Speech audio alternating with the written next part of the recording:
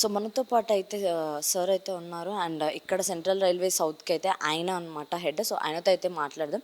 So చెప్పండి sir, అసలు ఈ ఆలోచన ఎలా వచ్చింది, ఈ ఎకనామిక్ మీల్స్ అనేవి? ఇది రైల్వే బోర్డ్ ఇనిషియేటివ్ ద్వారా ఎకనామీ మీల్స్ అనేది మన ఇండియన్ రైల్వేస్లో స్టార్ట్ చేయడం జరిగిందండి. దీని ముఖ్య ఉద్దేశం వచ్చేసి ఎవరైతే ప్రయాణికులు, ముఖ్యంగా ఎవరైతే జనరల్ క్లాస్లో ట్రావెల్ చేసే ప్రయాణికులకి క్వాలిటీ ఫుడ్ అట్ అఫోర్డబుల్ ప్రైస్లో వాళ్ళకి ఫుడ్ అందుబాటులో ఉండేటట్లు ఈ ఇనిషియేటివ్ తీసుకోవడం జరిగిందండి. ముఖ్యంగా ఎవరైనా ప్రయాణికులే పర్టికులర్ ఇందాక చెప్పినట్లు జనరల్ క్లాస్ ప్యాసింజర్స్కి వాళ్ళు క్వాలిటీ ఫుడ్ అఫోర్డబుల్ ప్రైస్లో అయితే తేవాలనుకునే ఉద్దేశంతో స్టార్ట్ చేసినాం కాబట్టి ప్రైజింగ్ కూడా దీన్ని ఓన్లీ 20 రూపీసే పెట్టడం జరిగింది. ముఖ్యంగా వాళ్ళకి అందుబాటులో ఉండడానికి ఏం చేస్తున్నా అంటే ఈ ట్రైన్స్ ఎక్కడైతే జనరల్ కోచెస్ ఉంటారో ఆ జనరల్ కోచెస్ దగ్గరనే ఒక కౌంటర్ కూడా పెట్టడం జరుగుతుంది. So that they don't have to travel, చాలా దూరం వెళ్ళి వాళ్ళు ఫుడ్ను తీసుకునే అవసరం లేదు. రైట్ వాళ్ళ కోచ్ ముందరనే కౌంటర్లో ఏర్పాటు చేయడం జరుగుతుంది. దక్షిణ అంటే సార్ క్వాలిటీ ఆఫ్ ఫుడ్ ఎలా మెయింటైన్ చేస్తున్నారు? ఎందుకంటే అది 20 రూపీస్ అని అంటే ఆల్మోస్ట్ అందరికి ఒకేలా ఉంటుంది. ఏంటిది అని అంటే మేబీ క్వాలిటీ ఆఫ్ ఫుడ్ తక్కువ అయ్యి ఉండొచ్చు అని. సో క్వాలిటీ ఆఫ్ ఫుడ్ ఏంటి సార్? లేదండి, క్వాలిటీ ఆఫ్ ఫుడ్ ఎన్ష్యూర్ చేసుకోవడానికి ఏం చేస్తున్నామంటే ఎక్కడైతే మా దగ్గర ఆల్రెడీ ఐఆర్సిటీసీ కిచెన్స్ ఉన్నాయి స్టేషన్లో, అక్కడనే చేయడం ఈ ఇనిషియేటివ్ స్టార్ట్ చేయడం జరిగింది.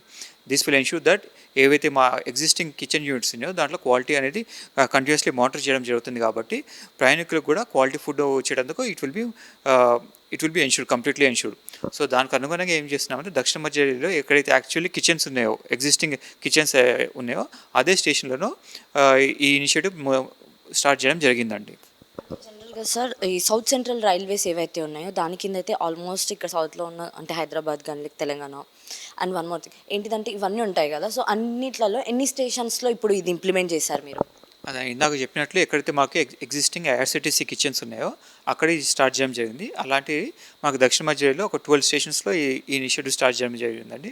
ముఖ్యంగా స్టేషన్స్ పరంగా చూసుకుంటే మనకు హైదరాబాదు, వికారాబాదు, అట్లనే విజయవాడ, తిరుపతి, రేణిగుంట, గుంటకల్ ఇట్లా ఏవైతే ముఖ్యమైన ప్రదేశాలలో ఆల్రెడీ ఎగ్జిస్టింగ్ కిచెన్ యూనిట్స్ ఉన్నాయో దాంట్లో నుంచి ఆ స్టేషన్లో ఈ ఇనిషియేటివ్ని ఆల్రెడీ స్టార్ట్ చేయడం జరిగిందండి. స్టాల్స్ లాగా పెట్టి అమ్ముతున్నారా లేకపోతే ఏంటి సార్, లేకపోతే డైరెక్ట్గానే అక్కడ వెళ్ళి అమ్ముతున్నారా కంపార్ట్మెంట్లో?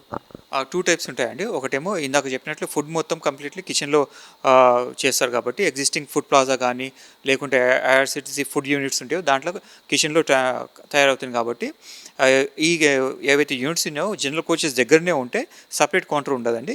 కాకపోతే ఏవైతే జనరల్ యూనిట్స్ దగ్గర దూరంగా ఈ కిచెన్ యూనిట్స్ ఉంటే మాత్రము జనరల్ కోచ్లకు అందుబాటులో ఉండేటట్లు సపరేట్గా కౌంటర్ పెడుతున్నారు. సో దట్ ప్రయాణికులు వాళ్ళ కోచ్ దగ్గరనే ఫుడ్ను కొనుక్కునేటట్లు వెసులుబాటులో ఉంటుంది. కాబట్టి ఈ 2 టైప్స్ ఆఫ్ మెకానిజమ్స్ అందుబాటులోకి తీసుకొచ్చామండి. సో అయితే ప్రయాణికులకైతే ఎలాంటి ఇబ్బంది ఉండదు ఫుడ్ విషయంలో అంటారు? డెఫినెట్లీ అండి. ప్రయాణికులు ఎవరైనా సరే ఈ టైంలో quality food at affordable prices they will be easily able to get at all these 12 stations.